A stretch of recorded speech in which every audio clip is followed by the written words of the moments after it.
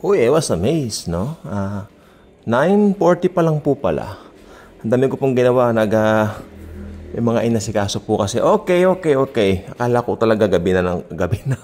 At magpapahinga na. Pero hindi pa rin dapuan ng antok. At medyo maginawang panahon. I would like to thank the Lord Jesus for that. Okay, good evening po sa ating lahat. Yan, oh. Eksakto, 9... Yeah, mga 9:44 siguro, wala pang 9:45. O kumusta naman po? Okay. Hope nakapaghapunan na po tayo pare-pareho. Ako hindi kumakain ng hapunan. Talagang tanghalian na ako, full-blown kumakain. Nasanay na po ako sa ganon.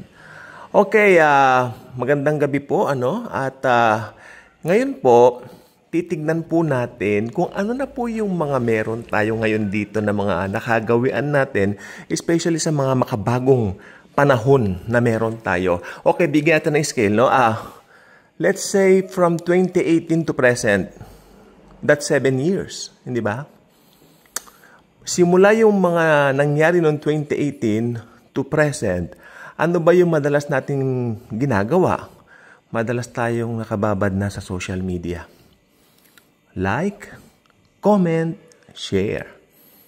Okay, at ako naman po ay humihingi po ng share sa inyo kung gusto niyo i-share ito. Hindi para sa kapakinabangan ko, sapagkat up to now I still don't have sahod for this one. But the main thing is, the only reason why I'm doing this is for spreading yung mga kailangan marinig ng tao. Dahil, for me, that's crucial. For me, that's important. Sabi nga ni Pablo sa Acts 20:24, yung hangarin niya, maipahayag lang ang biyaya ni Kristo Jesus. Okay? So, ganun din pong hangarin ko sa biyaya ni Lord, no? So, tayo po ngayon ay mag-uusap tungkol dito po sa like, comment, share. Alam niyo po ba, merong isang sisikat na personality pagkatapos po ng rapture. Agad siyang paparoon sa eksena, siguro magiging mapapel na tao, parang bida-bidahan, galing-galingan, pero hindi po. Talagang magaling po siya. Dahil si Satan yung nasa likod I mean, wisdom ng demonyo, no? And during that time, since the restrainer was already, tawag dito, bring to somewhere sa langit. Siyempre, doon tayo dinala ng Panginoon. And the restrainer is not here during that time. Though, siyempre, alam naman natin nasa langit po tayo. At dito, ipapahintulot na po ng Diyos yung 7 taon ng kapighatian o yung tribulation na tinatawag. Kaya huwag kayong maniniwala sa mga preachings. Kanina may nakita ako kahapon, I'm not sure, tribulation na raw ngayon. At ang mas masahol pa, yung mga Kristiyano raw, sinasabi nila na tayo raw po ay susuong sa tribulation. Those people don't know the love of God, don't know the love of Jesus, and don't know His, pinakamahalaga, they don't know His finished work on the cross. May nagsasabi yata rito, I think someone commented twice or thrice, I'm not sure, parang kung ano sinasabi, I mean, not so good words. If you think that I'm gonna delete it, no, I'm not gonna delete it. I mean, I will let those comments remain there. Bakit ko naman po tatanggalin? Karapatan nila mag-comment hindi ba? Hayaan po ninyo. Diyan matetes kung paano yung inyong cool. Sapagkat I believe, if you are a preacher, if you are someone who is propagating or sharing the word of the Lord Jesus Christ, especially His grace, nandun din po yung pagiging kalmado mo, kalmante mo. Hindi lahat papatulan mo. I'm a passive person kasi ever since. Hayaan na lang. My dad taught me that. My dad is a good Christian, no? Sa biyaya ng Panginoon, ito po ay talagang always keep your cool, son. Ganun siya sa amin. Ang mother ko, mas active siya sa pagsasalita kung kailangan. Okay. Ganon din naman akong pero kung kinakailangan lang. Pero yung mga bagay na magko-comment dito, hindi ko papapatulan yan. Okay? So, ayun po. So, balik po tayo sa topic po natin. Ang mga Kristiyano kailanman ay hindi susuong sa tribulation. Have that in mind. Be confident in the love of Jesus. He will rapture you. How? Papaano ka ira-rapture ng Lord Jesus? Kung naniwala ka sa tinapos na gawa niya sa krus. Period. Wala nang iba pa. Those people nagsasabing susuong ka sa tribulation, they believe in their own works. They believe in their capability of pleasing the Lord, which will never happen, never in a million years, because the Lord's work is perfect. He is the creator while you are only a created being. Di ba? So we cannot save ourselves. Sabi ng maliwanag po sa aklat ng what the law cannot do, God did. Di ba? Sa aklat ng Romans, hindi na nga natin kaya. Kaya ang Diyos na ang gumawa. Naging tao ang kanyang bugtong na anak to save us from our sins. To save the sins of the whole world. Yun po yun. Kaya, alam ninyo, kapag ka nag-rapture na po, magkakaroon ng dagundong na tinatawag sa buong mundo. Mga tao magugulumihanan. What happened? Where those, ewan ko lang po, hindi ko sure kung siguro billions or much more people being banished. No? Ewan ko lang po kung matutunagan ng mga naiwan na may mga nabuksan na mga nicho. Tandaan nyo, yung mga patay, mabubuhay. They will easily get noticed that all of those tombs were opened during that time. Amen? And, yeah. And the bodies there, even though skeletons or balangkas are gone, wala na po doon dahil nga po, ni-rapture na ng Lord. May nagtanong pa sa akin na, paano rin yung mga cellphone niya, paano yung mga ano niya? Well, minsan sabihin po ko sa inyo, iwan nyo na po lahat yan. Maski bagong bahay nyo, bagong kotse nyo. Total lang, itatagal na lang naman ang mundo dyan ay 7 taon na lang po. Diba? 7 taon na lang, iwa-wash out na yan kasi magmi-millennial rin na si Christ bago na po lahat. Hello. Let go of those things na meron ka ngayon. Huwag mo sabihin ng dahil sa mga yan, ayaw mong ma-rapture. Diba? Come on. Have a clear heart. Have a clear mind regarding that matter. Paano rin yung bago niyang ganito? No. Tandaan mo, pag na-rapture tayo, 7 taon from there, Jesus will return.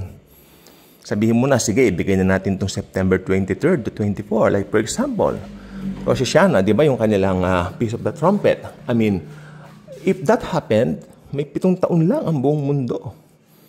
Hayaan mo na yung mga gamit na malaleft behind mo. Yung gamit mo dapat ma-left behind. Because you cannot bring a created being sa heaven.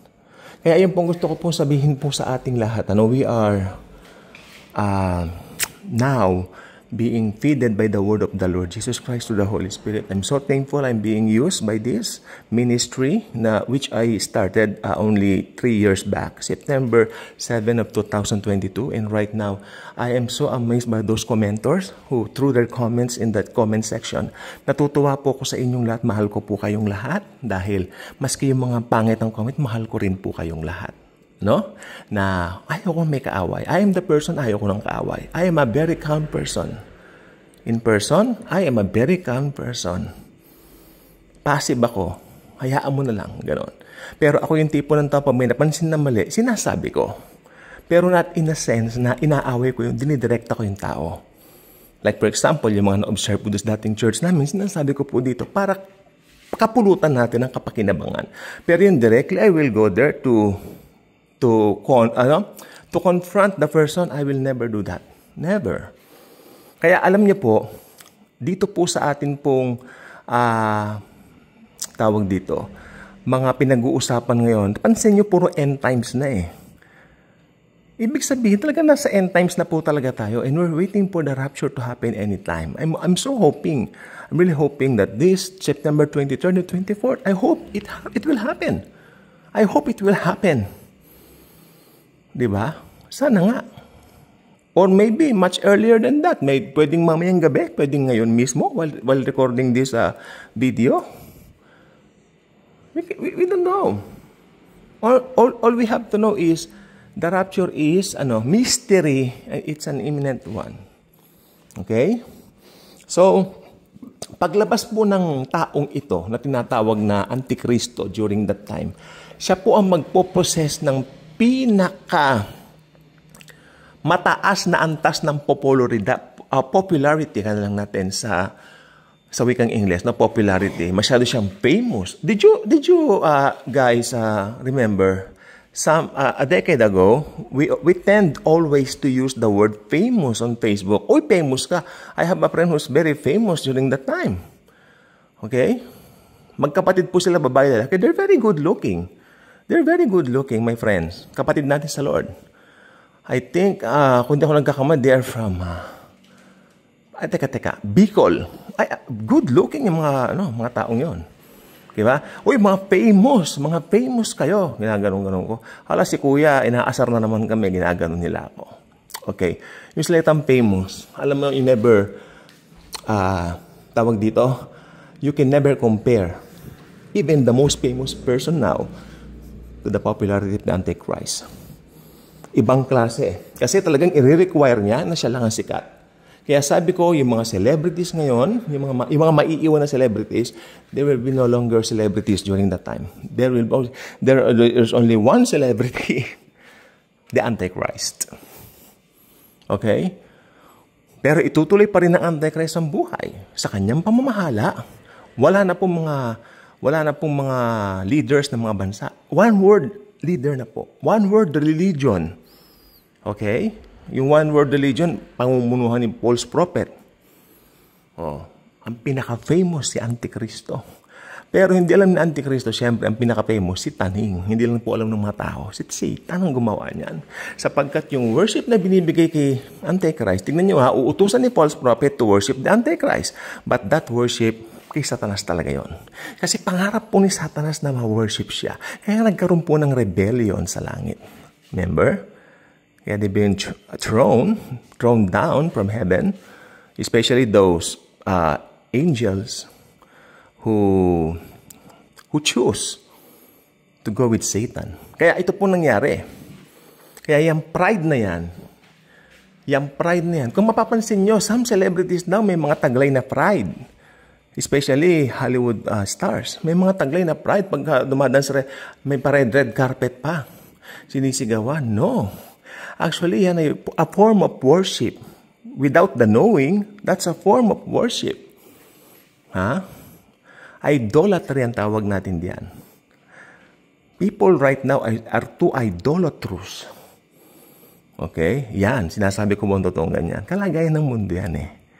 Kaya ang sistemang ito, pagdating ng Antikristo, tataglayin niya lahat yan sa kanyang sarili lamang. At least meron na po akong nabanggit sa inyo kung ano yung Antikristo, just in case maiwan kayo and you don't decide for Jesus. Maski sinasabi namin decide for Jesus now, and still you still have this a very hard heart of accepting His finished work alone, and you still tend to cling to your own doing or to your own good works. Makapogi points ka lang sa Lord, hindi po mangyayari yon. You will be left behind. You will face the Antichrist. His wrath, his system, alam mo naman yung sistema niya, 666. Kaya don't be left behind, no? Accept Jesus now while there is yet time. Yun lang po. Mabiyayang gabi. We are blessed. Hallelujah.